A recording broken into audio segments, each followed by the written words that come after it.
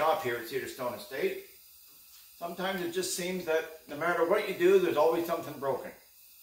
So the other day, we're out in our 2011 F150 here, and we had some fresh snow. It was pretty heavy and thick, and I noticed we got stuck. And after looking at it, the four-wheel drive wasn't working. So let's see if we can figure out why the four-wheel drive's not working. The way the four-wheel drive works on these Fords is when you shut the vehicle off, the vacuum allows the actuator to go back into lock mode. So you'll see the truck is off and the hub and the axle are locked. This is on the driver's side. Now here on the passenger side, you'll see the axle's not turning. So obviously the hub is not engaging. Now to be honest, I had problems with this last summer. This hub was clicking. The actuator was still okay. The actuator on the other side, the diaphragm had blown and it was causing low vacuum. So this hub was just partially engaging and it was clicking. And I obviously let it go too long before I fixed it, and now she's worn it right out. So I meant to change them both last year, but the dealer only had one in stock, so I just never got back to it. First thing you're going to want to do is use a pair of slip joint pliers. Wiggle that off. That comes off easy enough. 13 millimeter.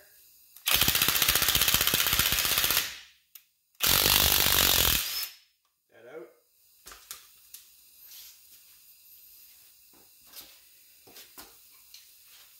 Give it a little tap. Make sure it's free.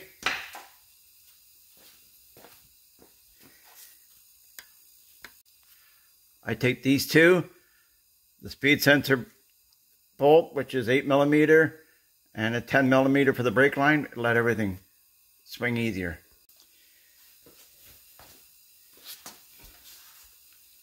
Undo the tie rod end, 21 millimeter.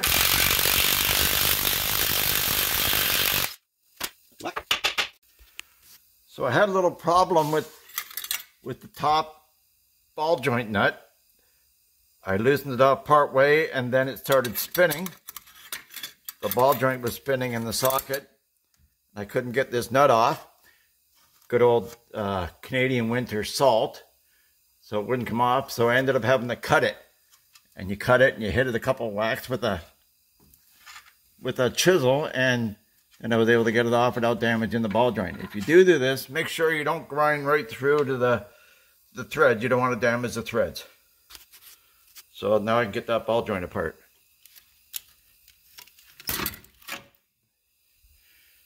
And we'll see what the rest of it looks like. I've got the tie rod end disconnected. Upper ball joint is off. This is the vacuum line. That comes off here. This vacuum line comes off.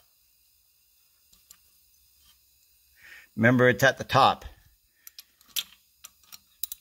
We just have to undo these three 8 millimeter bolts. One here, one over on the other side. So we push this out enough. The actuator.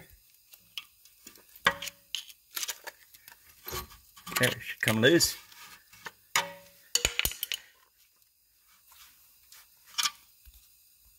So this is what I found when I got it apart. You'll notice in there the gears, those gears there are stripped.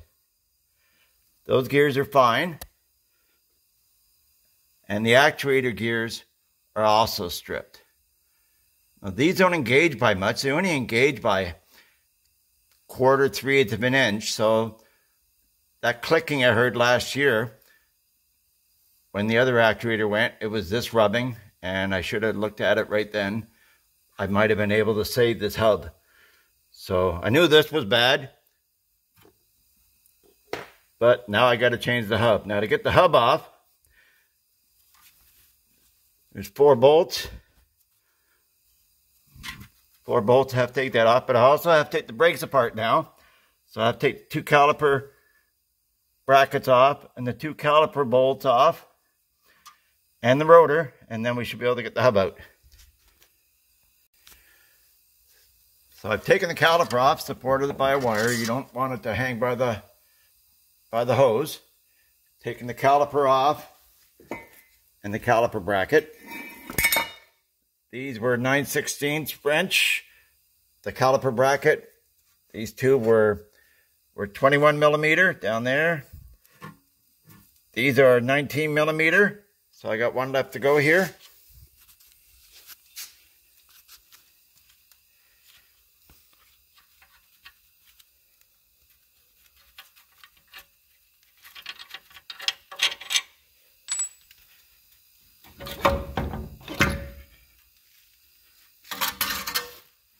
I've got the wire detached. So there's the hub there. So there's our old hub. You can see the teeth are gone. Nice sharp teeth there. 2 brand new nuts. And then you can see the old actuator. It's all stripped. And this one's really good.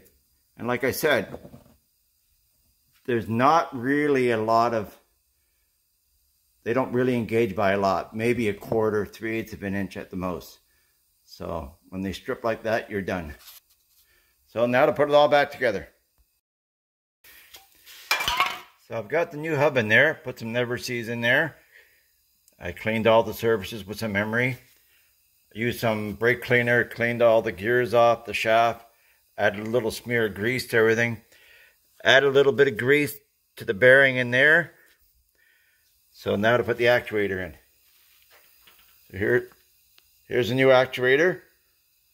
So let's see if we can get that on.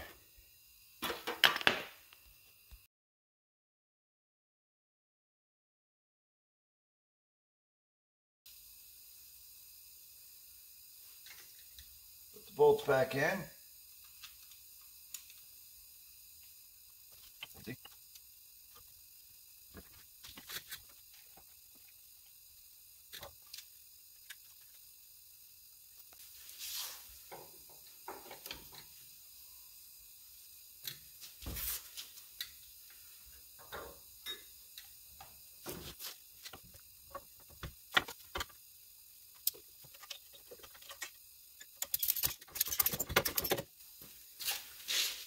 New nut.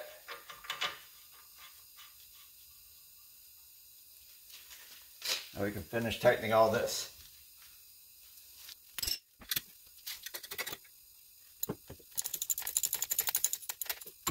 So we're torquing the hub here. Put all the bolts back in. The actuator's back in. The hub's in. Make sure the vacuum fittings are at the top on the hub, on the actuator and the hub. These are 129 foot-pounds. And put the spindle nut back in.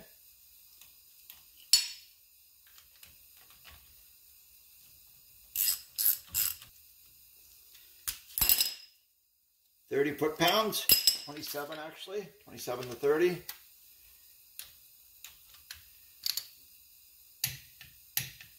There you go. Not a lot. So these are torqued to 130. That's 30. These, I just made them pretty snug. There's no torque setting on those, but they're pretty small. So now we get to put the brakes back together.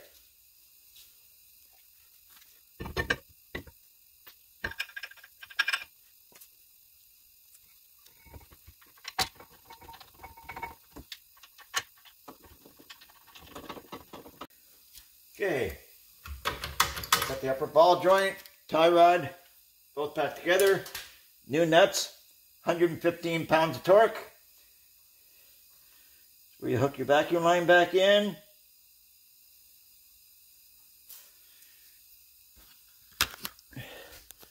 Got the caliper bracket. Caliper bracket back in. That's 180 pounds. Got the caliper in. That's 27 pounds. So, pretty well all done. Got the wires run back up. Got the brake bracket back on. Just gotta plug this back in up here. Plugs together there. So she's all together.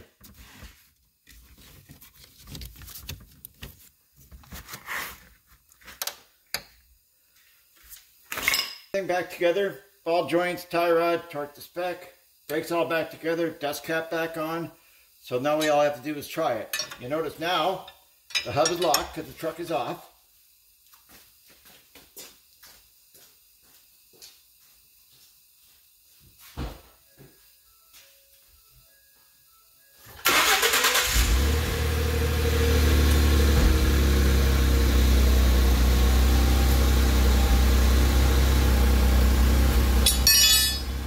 Now it's loose.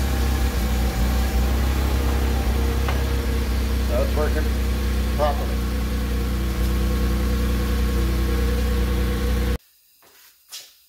So thanks for following along.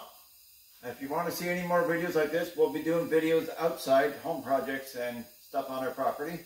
So please, please like and subscribe and ring the bell on our channel, and we'll see you next time. Thanks.